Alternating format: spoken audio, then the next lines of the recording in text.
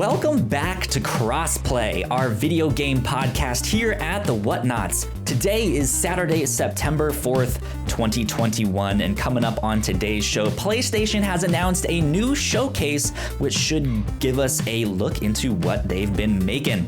NetEase is trying to steal the creator of Yakuza from Sega, and Deathloop is out this week. My name is Kyle Springer, and I am joined by Alan Busby. Alan, what's up, my dude? Oh, hi. It's me. I'm back from competitive tournaments, I guess. Yeah, dude, you just had a Digimon tournament. Back to back, actually, mind you. I had one like all day Saturday, and then I had one half the day Sunday. There you go.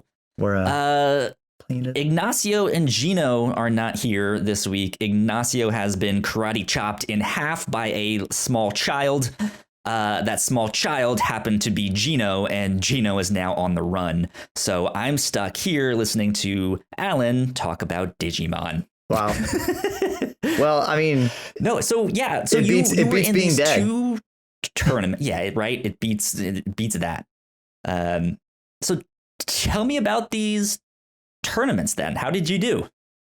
So I actually didn't play in the entire Saturday tournament. So because it was an online webcam tournament. So like I still like sat here on the floor, obviously, because I don't sit on the couch. Sure, it's just for aesthetics. I don't actually need it.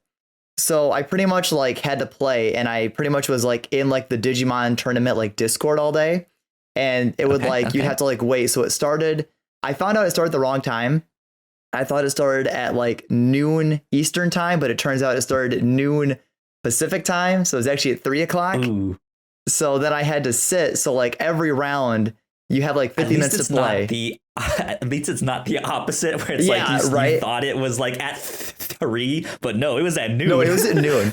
So no, I had to play. Apparently there was a total of 9 rounds. So it would have been because there's 50 minutes in a round, and then there's 10 minutes of overtime. And then there's like 15 to 25 minutes like of downtime between rounds to kind of do match pairings and stuff. Mm-hmm. Yeah. So the tournament went on for a long ass time. Apparently the tournament ended at like, I think 11:45 at night. Ooh. And I didn't play the whole thing. Funny story. I'm a big fan now of the Gabumon family. If you know Digimon, then you know Gabumon. You know that whole line. This tournament had the Gabagool, right? Yeah, the Gabagool. So the tournament had prize cards. So they had participation cards. They're alternate arts of swag cards that already exist, and I like all the art. So you had participation cards, and then you had finalists. So if you came in the top 32, you got the same card, but it was printed with finalist and then the champion. But you had to play at least 3 rounds to get the participation cards. And I'm like, well, if I can come in top 32, then I'll keep playing, which meant I could only lose a max of 2 times. Funny story, my first 2 opponents actually could not play their matches. So round 1, I go to my table, I'm like on webcam, like I'm ready to play, I shuffle my cards. My opponent shows up, hey, I can't play this round, my webcam's not set up yet, so I'm giving you the win. Oh, okay. Oh, man. So then I had to sit there for the 50-minute round, and then like the 10 minutes of overtime, and then like the 20-minute round downtime to wait. Round 2. Okay. All right. I go to like table, whatever in the Discord. Okay. I go to the table. I get there. My opponent goes, hey, I'm at work right now and I would play you, but my work got really busy. So now I can't play this round. So I'm giving you the win. Oh, okay. So I'll just sit here for another like hour and 20 minutes. Was there some kind of like entry fee you had to pay? Yeah. I paid for my entry fee, I believe the end of July. And it was $30. Because that's wild that like the guy's sitting there at work just being like, well, if it's slow, I can play, but paid to be there. Yeah, right. Yeah. So they weren't knocked out of the tournament. They just couldn't play that round. Like the first guy said was webcam, so he played every round after that. My second opponent was able to play sparse rounds. It's whenever his work allowed him to play, which is cool that his work allowed him to play cards. That's pretty sick. Round 3, I won. Round 4, I lost. Round 5, I won. Or no, round 5, I lost, but barely. And then round 6, it was super close, but I lost again. And getting that third loss, I'm like, well, I'm not going to get finalist cards anymore of my alternate art Where Garurumon. So I was like, all right, fuck it. I look at the time. By the way, at this point, it's like about 9 o'clock at night, right? That's like a little after 9. Man. And I'm like, okay, well, I played 3 rounds. I get my participation card. So I'm like, okay, I go into Discord. Alan Busby dropping after round 6. So then I didn't have to play the rest of it. Man. That's kind of wild, though. Yeah. Yeah, it was crazy. And then interesting. Nothing like out of the ordinary. I went to like a regular every other Sunday tournament that's on a Sunday, and I didn't come in top 4, so I didn't qualify for like the in-person store championship tournament at the end of September. But playing a not like tier 1 deck in like competitive games and stuff like that, I did come in 10th place out of 33 people, which is pretty good. Interesting. So I did well enough to, come in at least the top 10, literally 10th place. That's cool. It's still top 10. Now, do you think this has prepared you for down the road of like when you play in more tournaments? I mean, you've done a couple of them before. Yeah, now, but I go to locals every other Sunday. Yeah. Have you learned something that you're like, next time I'm gonna get them? I didn't this time. I didn't play a deck I super loved on my Saturday tournament. I played a deck that was more geared to just winning, which was kind of a mental mistake on my part because I wasn't really enjoying it. And then also the general anxiety of playing your opponent via a webcam kind of creates a disconnect. So because I'm not looking my opponent in the face or we're not in person, because I'm still sitting in like, your safe space, you're at home and you're relaxed, it kind of puts you in an awkward mindset where you're supposed to take these matches seriously, but you're not because you're in a comfortable space. So it kind of makes it harder to play because you're kind of in this duality of mindsets of you need to be hyper competitive, but you're also at home relaxing. So it kind of throws off your rhythm and it just makes it a lot harder to play. But I play a lot better at locals because it's that in-person environment that kind of retools your brain to be like, okay, now I know I got to focus because I'm not somewhere I'm familiar with, so I need to be on my game. And plus, sitting at home playing at a webcam tournament is kind of mentally draining, not because it's hard, but it's that thing of like, in between rounds, I can't just get up and commit to something else for my day or do something else because I still have to be there for when a round ends and do results and, talk and like submit my results and my wins and everything else. So it kind of wasn't very fun because it's like, oh, my opponent dropped.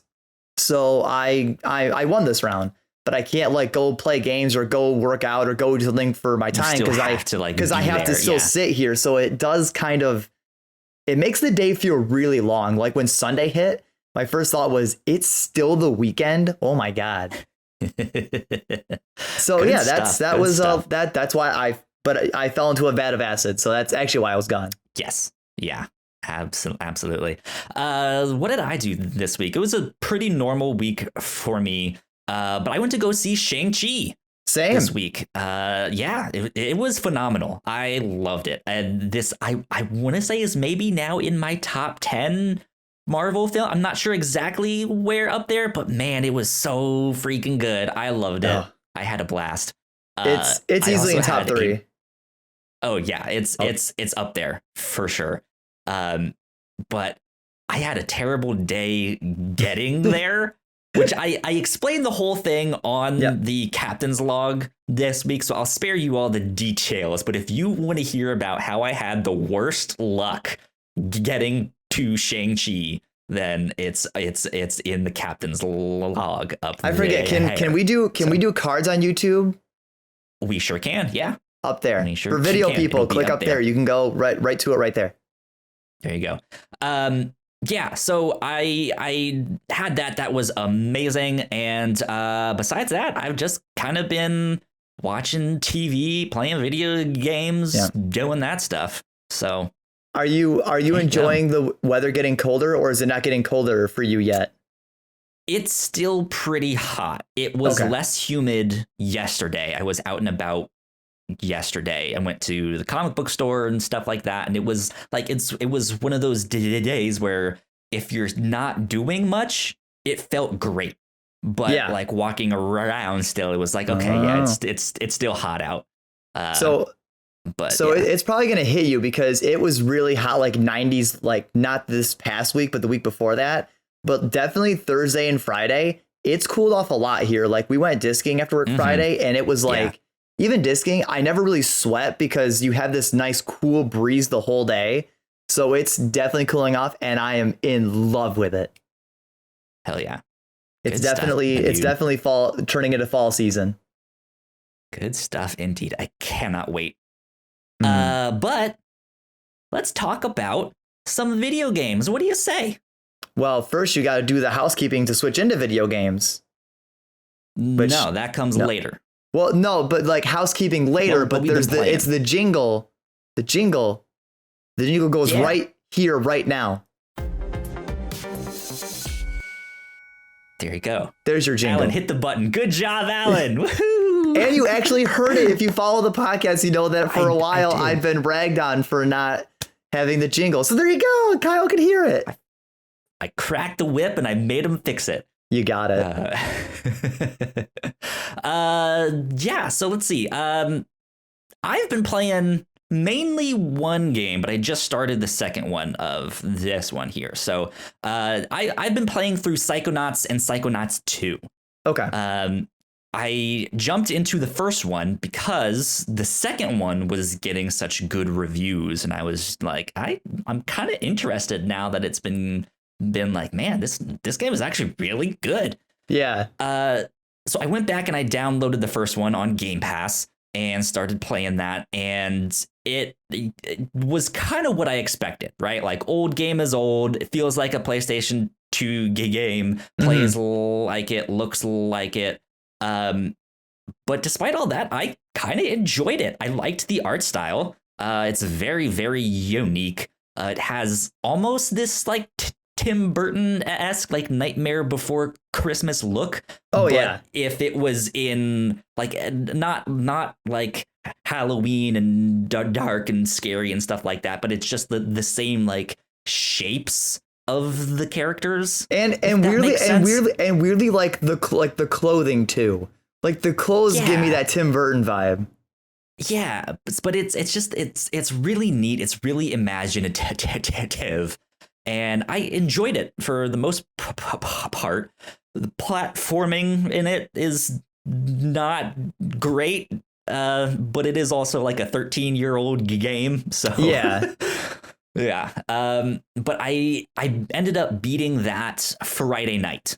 Okay. And we are now recording this Saturday evening. Mm-hmm. So I went into that, and then I finally jumped into Psychonauts 2 this morning. I downloaded that on Game Pass because I was stoked to get into that one. And I've really only played like the first hour, like that first level. And immediately I love it. This is great. It looks really good. It has the same art style, but what they've done to just like polish it up and make it look like it's next gen. It looks beautiful. It looks so good. Yeah, like I haven't played it. My only really thing I'll add to it is I actually hung out with friend of the show, Maze Hobbs, or Calvin. I hung out in his stream Thursday evening, and he was playing Psychonauts 2, and it looks really fun. It looks hilarious too. It really is, yeah. But yeah, it looks like I mentioned the like Tim Burton-esque thing, but then I think seeing it in a newer generation, you also get like maybe a Studio Leica kind of thing with their movies, even though it's not stop motion. Yeah. And then I just got to this part where it's like you get to the Psychonauts like headquarters called the Mother Lobe. Yeah. And it almost kind of reminds me of the Incredibles, just in this like 60s spy thing that's going on there. It looks really neat. But yeah, I'm enjoying it so far. The game plays a lot better. They've tweaked the controls. If you've played the original one, this technically takes place like 3 days after the events of the after the first one. And then I think Oh. there's a VR, like a Yeah, I Psychonauts don't. VR game, Yeah, Rhombus of Rhombus of Ruin. Ruin, but I don't know where that takes place. I mean, I assume in the middle of both. It's in those 3 days. So yeah, it's immediately after Rhombus of Ruin, but you also don't necessarily need to know the events of that one. In fact, you really don't need to know the events of any of them, at least in the initial start of the game there. I'm sure if you have played them, you'll get some like, oh, okay, this is who this character is. I remember him and stuff like that. But the game starts out with this like recap of here's everything you need to know to catch you up on all of that. Does the recap go into this one? Does the recap explain like the first game, or does it explain does it also explain Rhombus, or just the first one? Or is Rhombus kind both of them? Okay. Yeah. But it's real short. It's like a 2-minute just catch up. Here's all the stuff you need to know. And it works out perfectly. Like I felt like if I hadn't played the first one, this would have been sufficient. Like if I were to go to YouTube to be like, what happened in Psychonauts 1, I would want something like what it did. Yeah. Here. Yeah. So if you haven't played it and you want to just go straight into the second one, I think you're good to go. But yeah, fun so far. I'm looking forward to getting back to that one. I have until the 10th when Life is Strange True Colors comes out. And then I am moving on. Yeah, September is coming in real hard with the game releases. There's not a lot of time for anything. It really is, man. It's that like fall season just starting to be like, hey, here's all the games. Hey, when the weather's the nicest out and everything else, don't go outside. We're releasing games. Yeah. We're bringing them to you. Man. Exactly. Unless you own a Switch, and then you can have a rooftop party like in that commercial, right? You know, you can go do all that stuff. But it's actually funny you mentioned the Switch, because actually as of earlier today before the podcast, Amy came at me with the fact that a WarioWare demo came out. I don't know when this demo came out, mind you. So I don't know if it came out like today or recently or anything else, but she downloaded it and we actually tried out the 2-player demo of it. It's very short. Okay. It's like, because the WarioWare games, you know, it's a collection of mini games, and like you play it, and if you run out of lives, you know, it's over and you play again. That's pretty much the demo. Mm-hmm. So it's just, you play it, you do mini games, and if you lose, it just gives you like a preview of like mechanics and stuff in the actual game release, and then it just lets you play it again. But the cool thing about this game specifically, the best part about this is, as we've seen in the Nintendo Direct, WarioWare Get It Together introduces a lot of Wario's. Just FYI, you switched off of the trailer that you were showing. I think you have to have it up for it to display on the thing somehow. Yeah, can you not see it? You should be able to. It's not. It's just the regular podcast scene that's up there now. Technical difficulties, folks, while we're fixing and trying out some new things. There you go. Now I can see it. Because I was in studio. But anyways,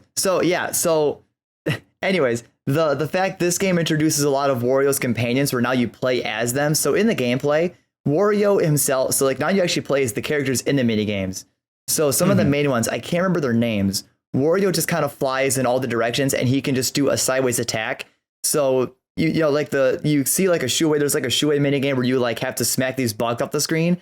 Wario can just fly into them. Other characters can do other things. Some characters can like shoot like this like disc off their head at them. Some people can just jump towards them. So there's one guy that had a boomerang. Yeah, so a lot of the characters all do feel truly unique. Like they all feel special. So, and the thing is, you can't actually pick one character. I don't know if this is in the demo uniquely, but in the demo, you only start with, I believe, just Wario. And then as you play and get through minigames, it actually introduces more characters. So then when you play it again, you have Wario and like a guy like Cricket that can jump high, or I think it's Orban or Mona who like rides a scooter and throws a boomerang. The guy that throws like the discs off his head that can't jump.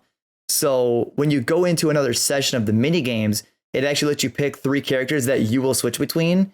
but we played in 2 players. So like Amy could pick 3 characters, and then I could pick the same characters, or like we would share some characters, then we could pick different ones. And you can't unlock all the characters in the demo, but you can unlock quite a number of them. But we got to a point in the demo where once you unlocked all the characters, the demo said, hey, in the demo, you've unlocked all the characters. So then you have an option of either picking 3 characters each, or you can just click to play as all characters, meaning after every minigame, it randomly gives you a different character. So not only are you trying to anticipate the minigame you're playing, you now have to anticipate what character you use and how you have to solve it. Well, because it's cool because you'll have Wario for the fly swatting one, right? And then say you get to the fly swatting one later, it could end up being where, okay, you know how to do it as Wario, but then you'll be the guy that can shoot the discs off his head. So now you can't jump. You have to aim your reticle and throw discs to get them off the screen. So it adds a deeper level of kind of panic to every video game that comes, especially when it's like, oh, we're speeding up now. And you're like, oh my God, I gotta go. That's cool though. Yeah. So it's a lot of fun. The 2-player mode, honestly, is a lot of fun. It kind of creates this sense of like, oh, there's 2 of us. This should be easier. But some mini games feel more chaotic. We're like, oh, keep a soccer ball in the air. Okay, we're both working together. Well, guess what? Somehow working together, the soccer ball still hits the ground and you still fail. So it's like a perfect party game. I don't know if it has it. I don't know if it's more than 2-player, but honestly, sitting on the couch playing this with a friend is awesome. And in the demo, it does say 1 to 2-player like local co-op, but it also has 2-player local wireless. So if you know someone in person that has the game, you can play with them wirelessly. So that's a new cool little feature as well. So, and that game, awesome. Yeah, I think WarioWare comes out next on the 10th. So I think next Friday. I believe so. It's coming out really soon. It in our list. Yep, on the 10th. So WarioWare, Switch. Deathloop, WarioWare, September's hitting, man. They're hitting hard. Other than that, so this next game, I haven't actually played yet, but I'm getting super invested in playing it. Amy has been playing the sequel game, Neo: The World Ends With You. And today specifically, we spent, I think, literally all morning and half of our afternoon her continuing the game. And instead of me doing something else, I actually just sat there and watched her play it and helped her. And it actually creates this isn't necessarily about the gameplay itself, but there's this very unique dynamic where Amy is really good at puzzle solving and she's really good at kind of remembering stuff in the game and really good at like positioning and location. But because I play a lot of RPGs and I'm a very mathematical, technical, like as we already know, like our more completionist player. Yeah, I'm able to like help Amy like, oh, hey, that equipment's stronger. Hey, this pin, like this ability, you have pins that allow you to use like certain abilities. Some are like ranged blasts, some are like close range sword attacks, and some can be like you can like summon like debris upwards or downwards on enemies. And while I was watching Amy play, I noticed there was a pin that a character would charge electricity and they would slam it on top of the enemy and it did extra damage in the air. And then another character, she had a sword pin I saw in her collection, but she didn't equip it, where it's a sword combo, but the finishing blow attacks the enemy upwards in the air. So it's like, hey, Amy, you can do the sword combo, attack them, and then as you launch them in the air, use the other player to slam electricity to do massive damage. And Amy's only maybe like 25% through this game, and getting this better equipment, doing these better pin combos, Amy was absolutely crushing it. Like the gameplay loop of the game. Like I'm playing so many other games at the moment, but watching Amy and trying to make this game more efficient with the combat and wanting to battle and get stronger and do these combos had me watching it and being like, damn, I want to fucking play this game like right now. It sounds like something. I mean, the art style looks incredible. Oh yeah, but it seems like the kind of like action combat that I know you like from Devil May Cry and stuff like that. Yeah, especially if you're like, wait, if you matched this move with that move, holy shit, we can do some real damage now. And the game has a really great reward system in it, like a risk versus reward. So Amy hasn't actually tried it yet, but there's this unique thing where you can actually lower your level manually, where you can lower your own level to make yourself weaker, but it increases like the rarity of pins, like rarer pins you can get, rare item drops you can get, or you can keep your level higher, like you can stay on par with your level of where you are in the game. and you'll still get good drops, but they could be rare. So it encourages you to like take a risk and like, oh, if you match with the gameplay, maybe make yourself weaker intentionally so you can get bigger rewards by playing a little bit weaker than your enemy. And it also doubles up by you can make yourself weaker and you can up the difficulty of the game to double up on that reward. Like, oh, harder difficulty and your lower level, max benefit. Amy obviously hasn't tried that yet, but when I play it, I'll probably try it and I'll be like, hot damn, this sucks, or hot damn, hell yeah. So it's, I gotcha. Yeah, the game's like just watching Amy play it, the gameplay loop of keeping you invested, of just fight like another mechanic. You can eat food and it actually permanently boosts your stats. But as you eat, your fullness goes up. And the only way to lower your fullness is you have to battle. But as you battle, and all food costs a lot of money and you have to feed your whole party, you can't feed one person. So you have to spend money to buy food to boost yourself. But then as you get full, you have to fight battles to earn money to lower your fullness to then eat more food. So it's this perfect loop of you could probably make yourself as OP as you want if you're willing to put in the time and the grind and the work to be as strong as you want. And there you go. The loop is incredible. I love it so much. But that's really all I've played and / watched other people play all week. Cause works for me. Because, you know, I just work, I play cards, I play a game. I mean, I've been playing more Great Ace Attorney, but I'm not actually any further in that game yet. So still working on that one. That's fair. With that, let's take a quick break for housekeeping. And then after that, we will be back with the news. So we will be right back. We put a lot of hard work into the shows that we make, and yes, we make multiple different shows here at the Whatnauts, and we'd love it if you would check them all out. You can find out more information on our website at thewhatnauts.com, as well as your favorite podcasting platform of choice. When you type in the Whatnauts, all of our shows will pop up right there. Just don't forget to give us a nice rating and review if you like the shows. If you want to support what we do here at The Whatnauts, patreon.com/The Whatnauts is the best place to do that. You can support us for as little as $1 a month. You can get all kinds of exclusive content at the $3 tier. You can also get a shout out and thank you on all of our shows at the $5 tier.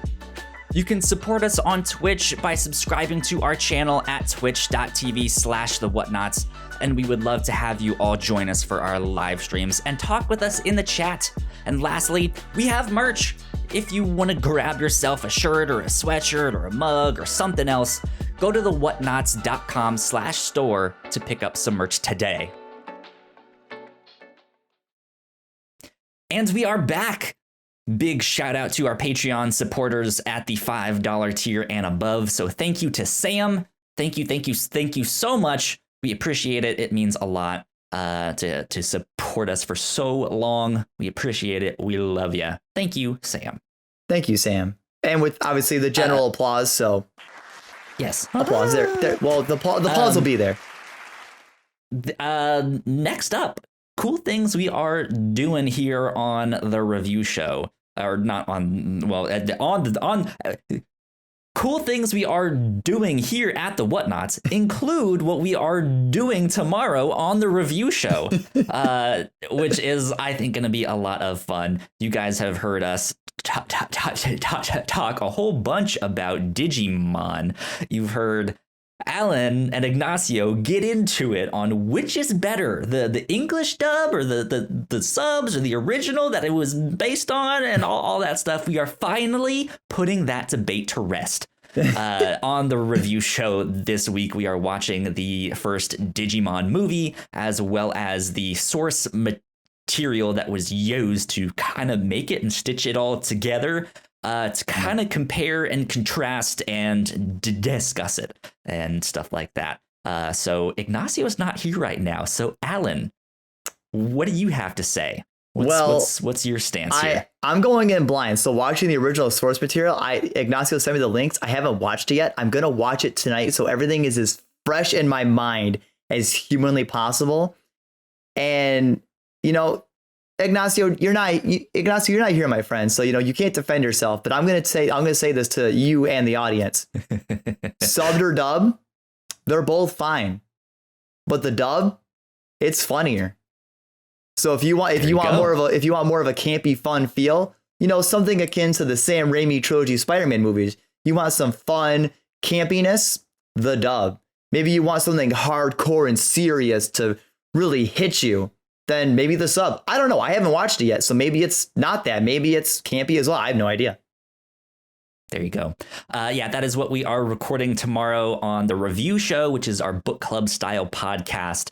So go check that one out as well. We are hoping to figure out a time to do a spoiler cast for Shang-Chi, since a few of us have seen that as well. So be on the lookout for that this next week. And yeah, we will be back with more reactions to Marvel's What If. Both those reactions and the Shang-Chi spoiler cast is on our Reactor Core podcast feed, so go check that out. That'll be up on YouTube as well.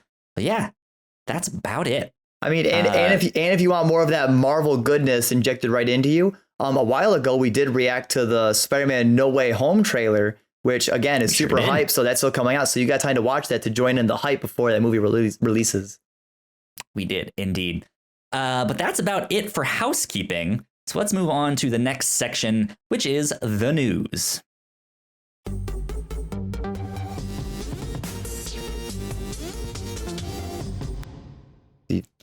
PlayStation announced the PlayStation Showcase.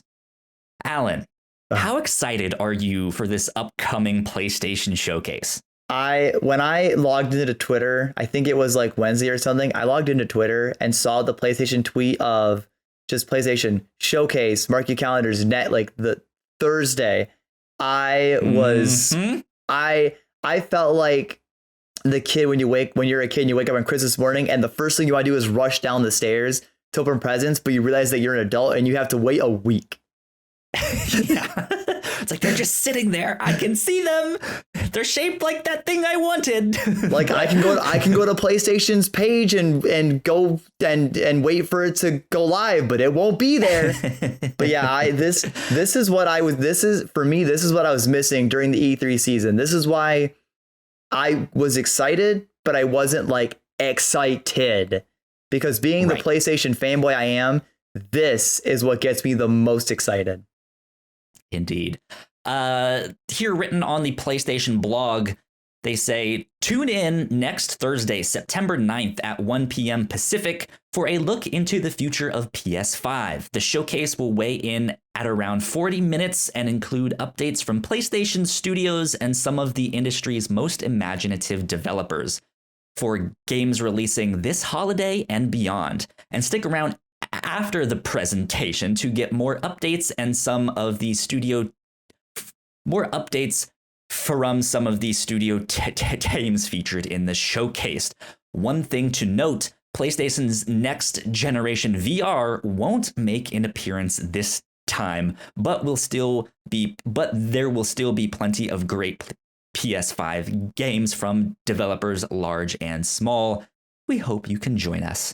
Man, I'm excited. I think this is important to note that this is not a state of play. This is not the next, like, hey, it's just a 20-minute real fast thing. We have a few updates. Here's some crumbs. It's like, no, dude, here's the real fucking meal. Yeah, instead of showing up with like a cupcake, they brought the whole fucking cake. They were like, hey, they did. It's your fucking birthday. Here you go. And you're like, oh my God, yes. Indeed. Wow. Birthday and Christmas combined, and we're not skimping on either of them. You know what I mean? We're having turkey and we're having ham for Thanksgiving. Woo! Here we go. Man. So what are you expecting to see here at this showcase? Ever since this was tweeted, I've been racking my brain of what I'm on both sides. I know what I want to see there, but I also try to figure out what I think will be there. So teetering on both sides. So very unrealistic. This is the dream announcement. I don't know where in the showcase this would be, but somewhere in the middle, somewhere like maybe like in the middle, they have like a quick reel of like showing some games, right? Or maybe like hey, here's some like smaller titles that aren't like massive. As a big fan from the PlayStation days, a remaster, remake, or something of the Ape Escape franchise from the PlayStation 1 years. I don't know what I would want. Go. I don't know what I would want. Remake, remaster, a new game. I don't care. As long as I can hear that slight rendition of the Ape Escape theme playing, or I see the iconic net capturing a monkey, your boy's in. Your boy's sold. $69.99. Take it. Take it. So, and then I keep seeing this memed, and obviously we're getting Elden Ring, so I don't think this is true at all. But also being a massive fan, as also the, you the people, I know you'll agree with this one 100%. When is Sony gonna finally give us Bloodborne 2? Where is Bloodborne 2? Are we finally gonna get this little maybe not a trailer, but like a tease, like the tiniest tease of an inkling of Bloodborne 2? I don't think it'll happen. But everyone, I think we deserve it. I think it's time. There you go. There you go. And then so the last realistic one. Yeah. Go for it. I already know this because obviously at the end of the showcase, they're going to be like, thank you for joining us. We're glad you could come out and see witness the future of PlayStation and everything we've been working on. But before we got one more thing, and the screen's going to fade to black. And you're gonna hear you're gonna see no subtitles. It's gonna be voice, maybe, or no subtitles. You're going to hear something along the lines of, are we finally going to do this? Yeah. We're doing this together? Yeah. And then it's going to cut in of Miles and Peter swinging through New York together. Amazing Spider-Man 2 is going to close out the show. Interesting. Okay. You're betting on Spider-Man. Interesting. I'm going hype, baby. No Way Home's this November. We got to keep the Spider-Man hype going. I think that will then raise the hype for Spider-Man 2 down the line somewhere, something. I don't know, but I don't know. I haven't heard any rumblings about it yet, but I think we are maybe due for a teaser. At least just some small, just like, hey, we're still working on that. Yeah. Don't you forget. But I think we could also finally see some more info on God of War Ragnarok. We haven't the sequel to the next one. It seems like they might maybe have some stuff on that. Again, just a small teaser. I don't think we're gonna see something substantial with that. But I think if this is updates from all the stuff they've been working on, we might see that, especially if we know that Horizon is next and we know it's delayed. Are we like, do they really want to spend the time being like, let's show you more of this game that you can't play yet? Maybe it's just me. I guess you can't play all of it. I feel like they yet, showed a lot of that game already. Like, I feel like we've already looked at that game a lot. Yeah, so I'm wondering just how much of Horizon Zero Dawn is going to be in there. I hope there's not much, but they might just have to be like, and here's something else from that to just keep people interested and teased. Yeah. I don't think it'll be a big focus. Like if it's there, I don't think it's going to be like a deep dive. It's going to be like, hey, since it's already coming out fairly soon, like beginning of next year, trailer. Yeah, just like here's like not an exact, but almost kind of like an accolade trailer where it just kind of shows you like a reel of like all the coolest stuff. And then just like, hey, remember, next year. Indeed. I'm pretty certain we're not going to get any kind of Final Fantasy update, considering some of the stuff that we're going to mention in our next news story. But that would be one that I would want to be there. Just like, please give me more on Final Fantasy 16. I want to see it. Can I have some more? But beyond that, though, to be honest, I think the next thing that we might see something from Naughty Dog. I think we have yet to hear about the Last of Us Part 2 multiplayer that was supposed to be out. We don't know exactly when. Yeah. So we might hear an update on that. But beyond that, I really don't know.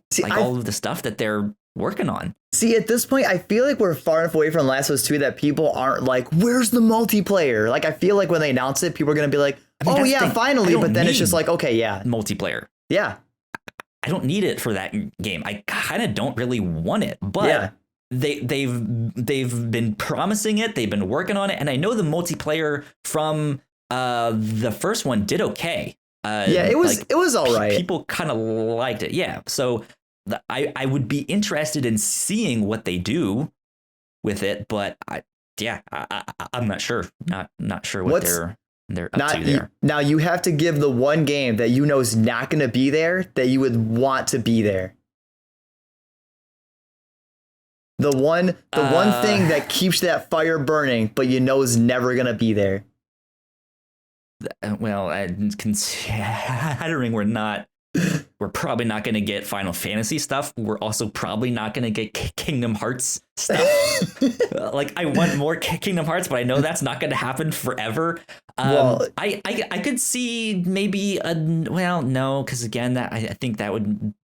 I think Square Enix would hold back a Final Fantasy thing for their own thing and not do it there. To do 7 Remake Part 2 or something like that. Do you think we're going to hear anything on FF7 Part 2? That's what I just said. I don't think so. I think Square might hold that back for their own thing at Tokyo Game Show. Maybe.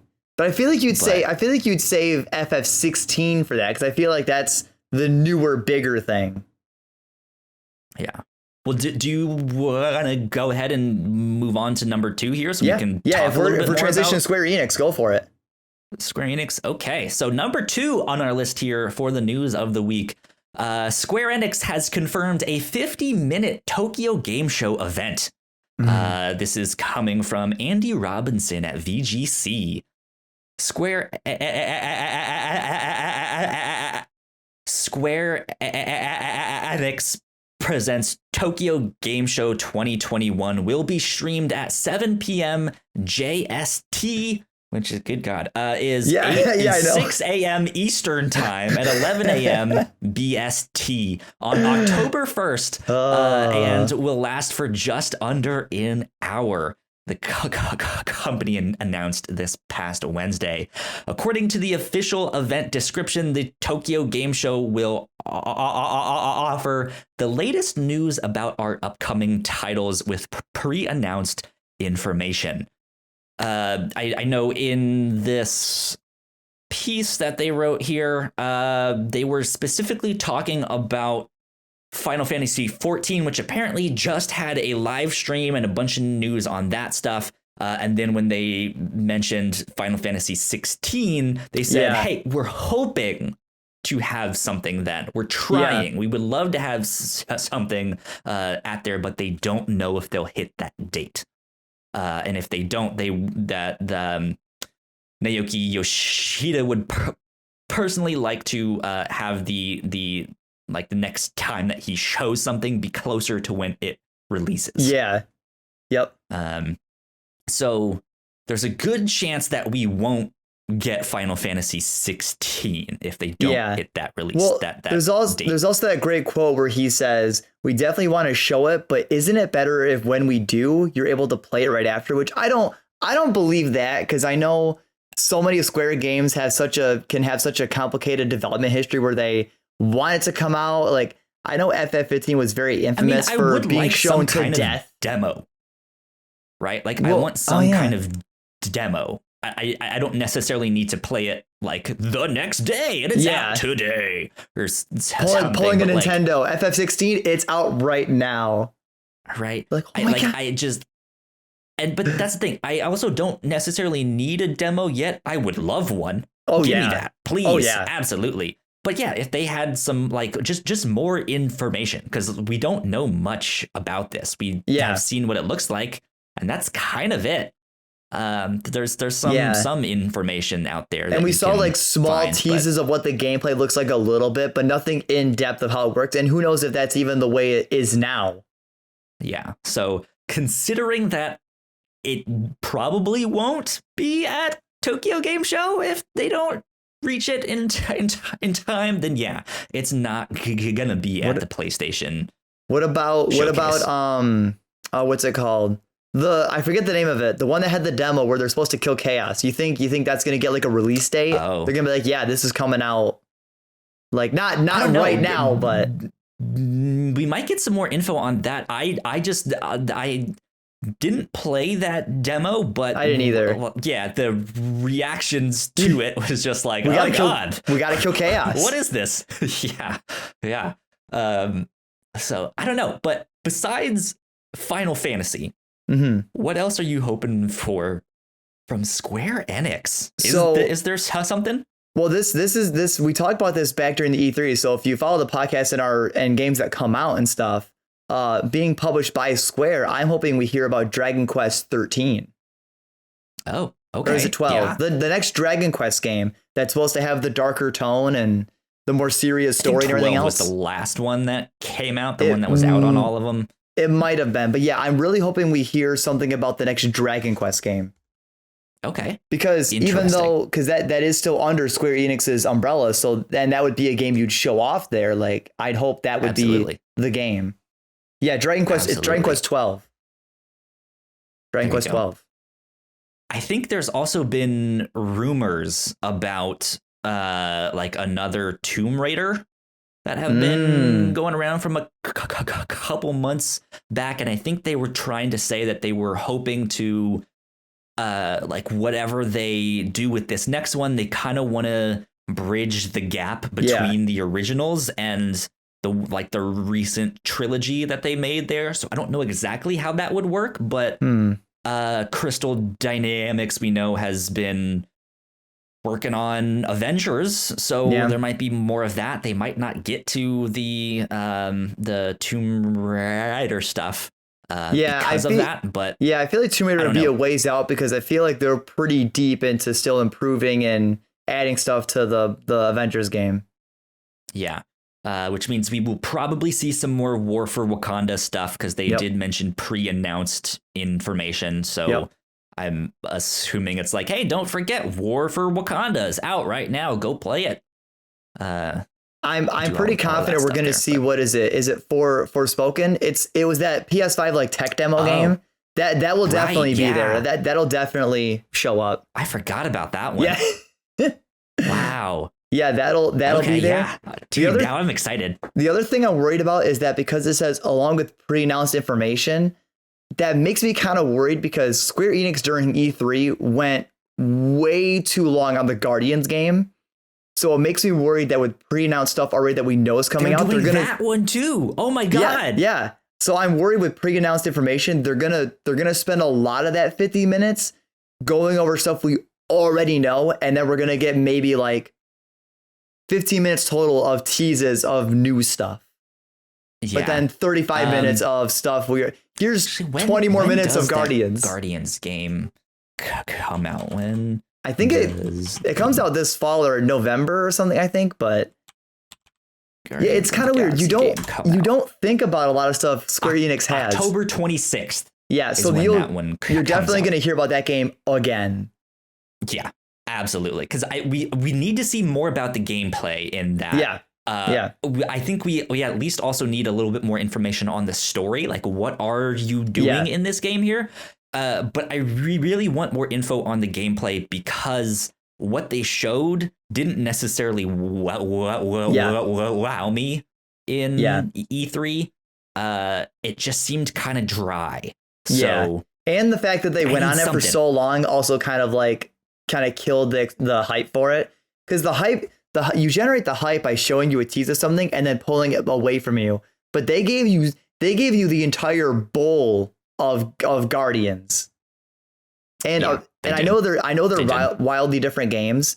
I'm kind of wondering if the reception and how people have dealt with the Marvel's Avengers game, I wonder if that game is gonna negatively or positively impact Guardians. Because I know people were kind of like, I know Avengers was kind of like, eh. Yeah, the thing is, they have said multiple times that this is a single player, like story focused game. There's no loot boxes, all of that stuff. So it is basically like, I mean, I'm wondering if Square was like, hey, if we're gonna work with Marvel somehow and publish I guess. But Marvel went to Crystal Dynamics and just happens to be what I'm thinking of specifically is not like all of us that know like inside information a little bit, but I mean like say you're like a regular Joe is like looking at games and they're like, hey, I want to get that Marvel's Avengers game. And people are like, oh, no, it wasn't very good. It's kind of whatever. It's got this bullshit in it and everything else. And then they see Guardians and they're like, well, my friend said the Marvel's Avengers game was bad, so I don't really trust this one. Which is why I think they have to get out there and be like, look, it's made by a different team. It's not the same developer. And yeah, this is single player, story focused. There's no loot boxes. It's the complete opposite of what Marvel's Avengers was there. So it like if you didn't like it because of that stuff, this is the one you want. This is for and they you. have to tell us on that somehow. Yeah. So and it'll be interesting because we didn't fully close the PlayStation one, but I'm curious what PlayStation is going to bring, because obviously there might be some Square Enix stuff there on PS5. But I'm curious with both of these being soon, like coming up, the next big events. I wonder what kind of overlap we're going to see. Like, I wonder if we're going to see stuff exclusive at PlayStation that Square's not going to have. Like, I know they say that they're not going to, but imagine they don't show, I think, like I said, maybe Forspoken. Like, maybe PlayStation doesn't talk about that game, but then Square's like 50-minute showcase, they give you like they give you a gameplay demonstration. Yeah, I mean, they might split it up where one gets a like gameplay reveal, one gets a story trailer or something like that. We will see. But I'm excited for both of these though. So yeah, just to recap, the PlayStation showcase is this Thursday, September 9th at 1 p.m. Pacific. And the Tokyo Game Show Square Enix thing is October 1st, 6 a.m. Eastern time, which is, I guess, 3 in the morning Pacific. So if you're in the West, that's you got to stay up hella late to watch that one. There you go. Or waking up super early. I mean, whichever. Yeah.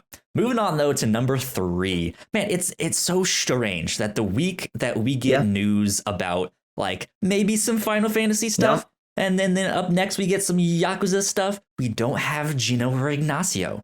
Well, that's why when they're back and Gino wants to talk about it, no, he missed his chance. He fucked up. Talk about fake fans. Yeah, dude. Right? Like, guys, come on. I think Gino just talks about Final Fantasy to try to prove to people he's a big fan, but I think it's fake. I don't believe him. Who knows? Number 3 here up on the news. NetEase reportedly in final negotiations to poach Yakuza creator Toshihiro Nagoshi from Sega. Man, interesting. NetEase is a big competitor to Tencent, the big old Chinese gaming companies and stuff like that. So this is coming from Rebecca Valentine at IGN, who writes, according to a report from Bloomberg, at NetEase, Nagoshi would be expected to build a new team and develop brand new games for the company, though the final contract and any details about his job role have yet to be set in stone. NetEase is already a gaming superpower in China thanks to mobile games like Westward Journey series, Cyber Hunter, Identity V or Identity V, and Knives Out, which has no relation to the film, as well as its partnership with Activision Blizzard to run World of Warcraft, Overwatch, and StarCraft 2 in the country. So interesting stuff here.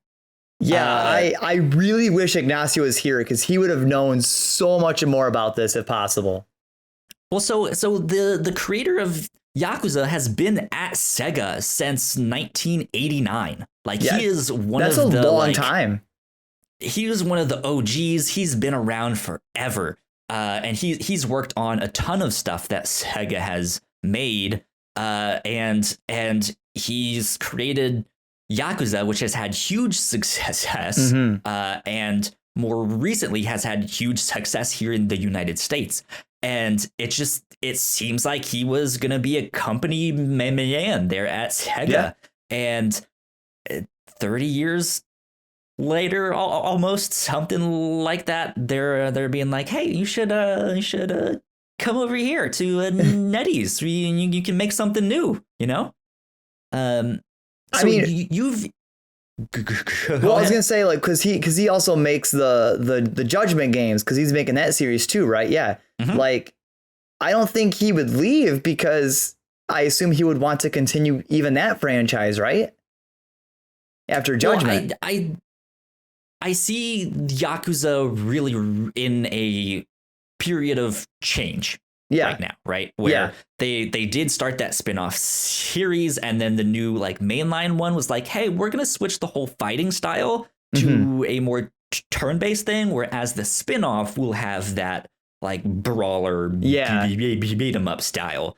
So I think that series is growing and changing, and I think it's not necessarily under new management per se, but you get what I mean, right? Like, they're bringing in new people to like, hey, we've done the same thing for like 6 games. How can we start to change this? So I think they're starting to bring in new people, which then maybe frees up Nagoshi to do something else, which is why NetEase is like, hey, you want to come do something for us? Work for us? Make something new?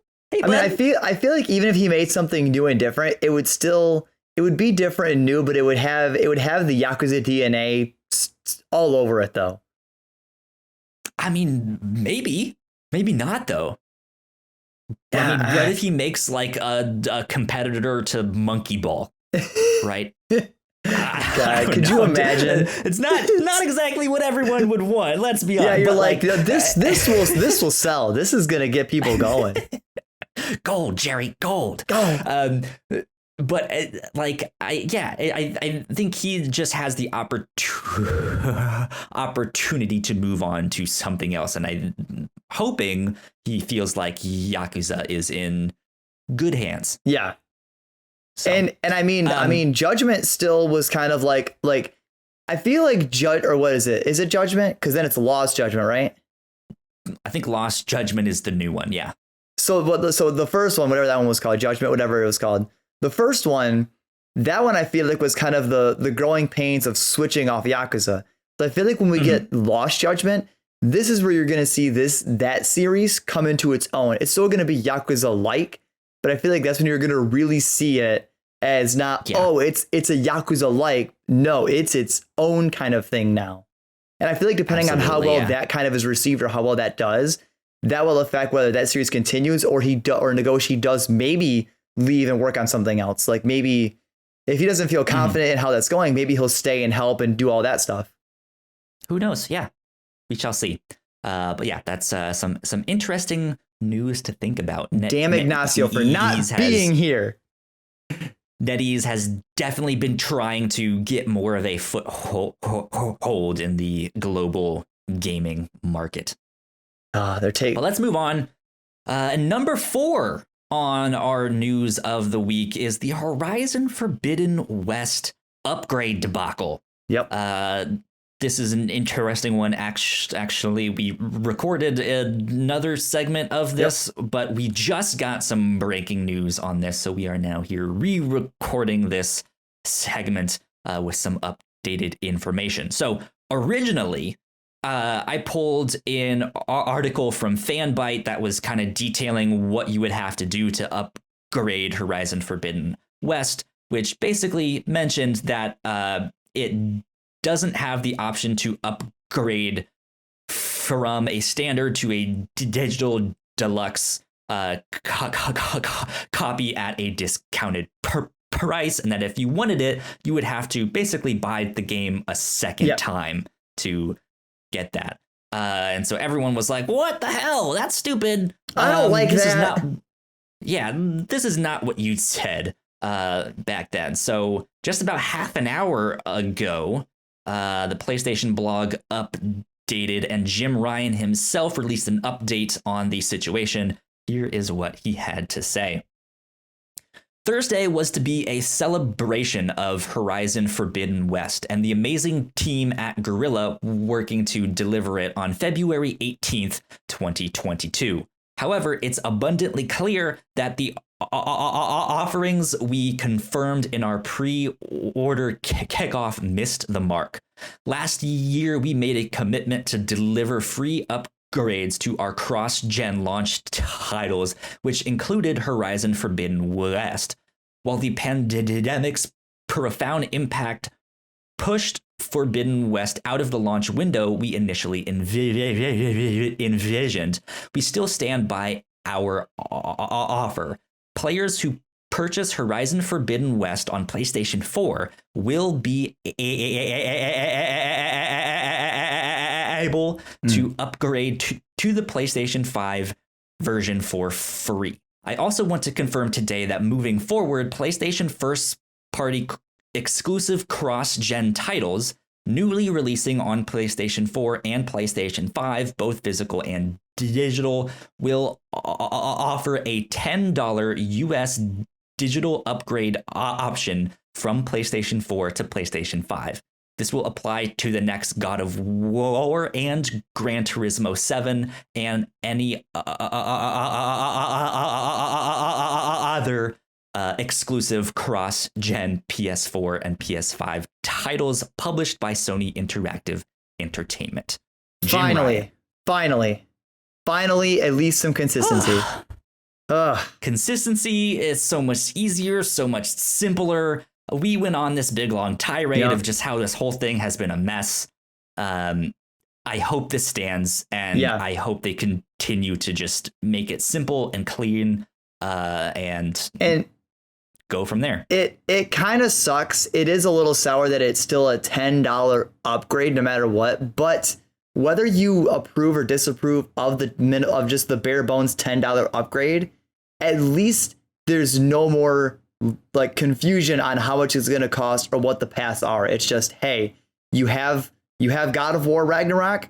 You want the PS5 version from PS4? Yes, $10. Sweet, $10. No $10 for this. No $30 for this version. No full price. No, none of the other confusing crap going on. Just $10, which does make sense because you buy it on PS4, it'd be $60. The $10 upgrade does up you to what it would be $70 for the PS5 version. Absolutely. So it does all check out, and at least it finally is not confusing for anybody. Yeah, which I am very happy about. So there you go. Breaking news here. And very important. And very important that even without the $10 upgrade, that the fact that they're making Horizon, because Horizon's what launched this entire like aggression about this whole upgrade nonsense. So making Horizon Forbidden West just absolutely free is huge. Yeah, indeed. But that's about it for all of the big major news that's fit to print in your ear holes. So we are going to get on to the new and notable section. Oh boy. So a handful of new and notable things for you today. So the new and notable for this week by me, your host, Alan, we have the Artful Escape on the Xbox Series consoles, Xbox One, PC on September 9th. We have that's also coming out on Game Pass. Yes. We should probably start putting that if things come to Game Pass as well. But we have Inked, A Tale of Love on PS4 and Xbox One September 10th. Kyle, for you and a lot of other people, Life is Strange 2 True Colors, PS5, the Xbox Series consoles, PS4, Xbox One, Switch, Stadia still alive, PC on September 10th. I guess. God bless you, Stadia. Keep going. NBA 2K22 comes out for PS5, the Series consoles, PS4, Xbox One, Switch, PC on also September 10th. I don't know. I don't remember Gino talked about this last time or anything else, and I've tried it, but Tales of Rise, the full game, comes out on September 10th for PS5, the Series consoles, PS4, Xbox One, and PC. As we mentioned earlier, WarioWare Get It Together comes out for only the Switch on September 10th as well. Oh my God. Deathloop comes out for PS5, PC on September 14th. I have to beat Psychonauts 2 before Life is Strange comes out, and then I have to beat Life is Strange before Deathloop comes out. So this is my month. So you at the time of recording this, you have 6 more days for Psychonauts 2 before Life is Strange, and then you have a mere 4 days to beat Life is Strange True Colors before Deathloop comes out. Yep, exactly. You are going to be a busy man, Kyle. Hell yeah, I love it. And those are all your game releases coming up, but in the world of free games, PlayStation Plus's free games for September include Predator Hunting Grounds, Hitman 2, and Overcooked All You Can Eat, which includes the remastered collection of Overcooked 1 and 2 and all of the additional content. And I believe Overcooked 2 or Overcooked All You Can Eat is your PS5 free game. It's the PS5 one. Yes. So even if you don't own a PS5, go into your Sony account and redeem the game. That way, when you get the PS5, you still have the game. I think that's how it works. I believe that is. But in the realm of Xbox, since, Game Pass is so fantastic, Xbox games with gold are Warhammer Chaos Bane, available September 1st through the 30th. Mulaka is available the 16th of September to the 15th of October. So literally a month. Zone of Enders HD Collection is available from September 1st to the 15th. And Samurai Showdown 2 is available from September 16th to September 30th. Xbox's is always weird that instead of just having the games for the month, they vary by dates. Yeah. It's always a little bit weird. 2 of them are still 360. Yeah. So it's always weird. And get on your stuff. Yeah. That was all of your games coming out soon, literally, because September just is slapping hard. And there is all your Xbox games for the month and in October, and all of your PlayStation Plus games for September. The new and notable is now old and noted, and we're going to move into the lightning round. I'll finish this off with lightning round. So lightning round, because Ignacio not here, obviously. First up, we have Brendan, the Player Unknown's Green, has left PUBG's parent company, Krafton, to set up a new indie studio called Player Unknown Productions. Yeah, Player Unknown himself has left PUBG's parent company. So just thought that was interesting, and he's continuing with the naming structure of Player Unknown Productions. Yep. So now it's PUP. It is actually PUP. Dr. Lupo, as well as Tim the Tat Man, has signed exclusive deals with YouTube Why did Gaming. You say it that way? I don't know. For some reason, my brain didn't Tim rapidly the read. Tat Man. My brain didn't rapidly read all the words, so my brain read it in segments. So that's why there's the emphasis on Tat Man. But yes, Dr. Lupo has signed exclusive deals with YouTube Gaming. Whatever that means, I don't actually know who Dr. Lupo is extensively.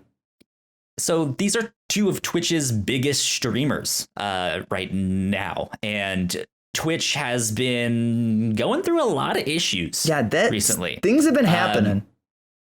So, there were some big people that moved from Twitch to Mixer back in the day, and then Mixer went kaput. But yeah, there's a lot of people now moving to YouTube Gaming.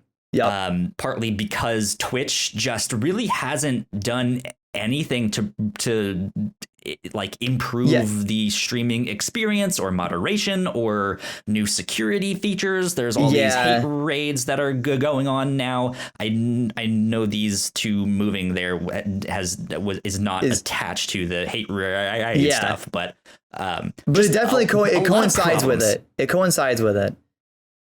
So.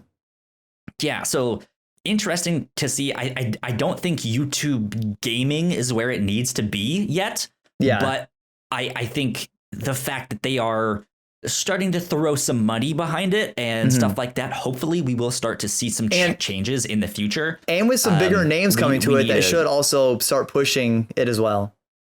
Yeah, and it just, especially if as content creators, they are doing a mix of things where they are streaming and then using their streams to create VODs or smaller YouTube videos that they then put on their YouTube channel. Their whole workflow is going to be condensed and consolidated into one thing, which will help a ton and save them time and all that stuff. Like I still think Twitch is the place to be for streaming video games, but they've sat on their butts for so long that it's just like, come on, guys, like what is going on here?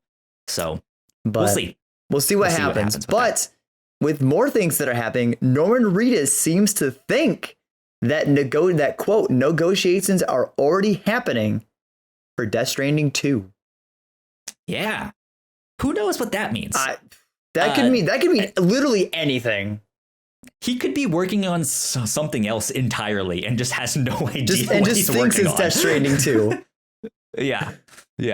But don't necessarily get your hopes up. That could be for the next game. It could have been for stuff that he was doing for the director's cut. And I don't know. And even then, we've got the Death Stranding like remastered or like enhanced version like at the end of September. The director's cut, so which is what I just said. Yeah. Maybe Norman Reedus, maybe he's telling the truth. Maybe we're gonna look like fools and we're like, oh, don't read into it, and it's like, no, it's real. And Norman Reedus was like, I told you, but you should have believed me. If you're looking for more information on the Gotham Knights and Suicide Squad Kill the Justice League games that are coming from the WB Montreal and Rocksteady Studios respectively, they will probably make an appearance at the DC Fandom on October 17th, as both of those games have either been teased or confirmed to be there.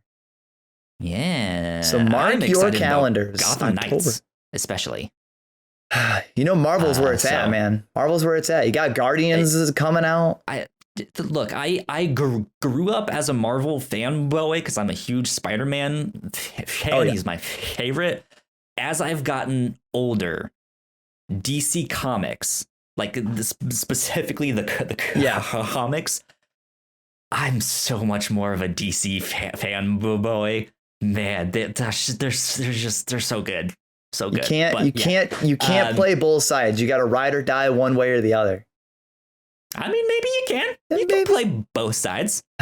Well, we got to mention them again. They're in lightning round. Sony is shutting down the official Killzone website, and it is now redirecting to PlayStation.com. So sorry to fans of Killzone. I was hoping for something from Killzone down the road from that studio. Probably not happening now. I guess you could say Sony killed Killzone. Great job. We did it. Great job, Alan. Well, okay. So anyways, Nintendo Life has reported that the Game Boy and Game Boy Color games may be coming to Switch's online service really soon. This is interesting. I would be stoked for this. I saw one tweet that was going around that was fake, and they had a list of stuff, and most of them were like, remember this really bad game? That's on the list. But then they had like Pokemon Pinball on there. And I was like, hey, that game was actually pretty good. That'd be a fun one to have on there. But I don't know. I hope they start putting Game Boy games on there. I don't know if I trust it because I feel like I've been told that there's rumors of N64 games coming to the service, and that's also never happened.